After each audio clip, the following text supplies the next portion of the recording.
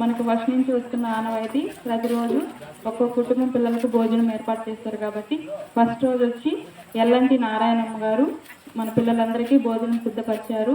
Second దానం మంజులమ్మ గారు, అల్లం మంకమ్మ గారు, దానం జానయ్య గారు, తూపిలి సుగుణమ్మ గారు. అదేవిధంగా ప్రతిరోజు కూడా స్నాక్స్ ఇచ్చారు, డ్రింక్స్ ఇచ్చారు.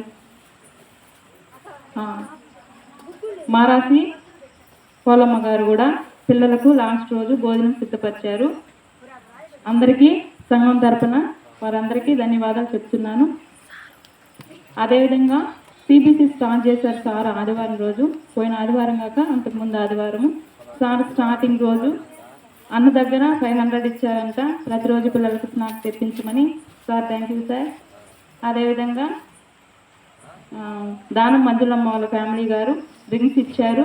లాస్ట్ రోజు బబ్బు వాళ్ళ ఫ్యామిలీ, యశ్వంత్ కుమార్ వాళ్ళ ఫ్యామిలీ డ్రింక్స్ ఇచ్చారు. వాళ్ళకు కూడా సంఘం తరఫున కృతజ్ఞతలు తెలుపుతున్నాను.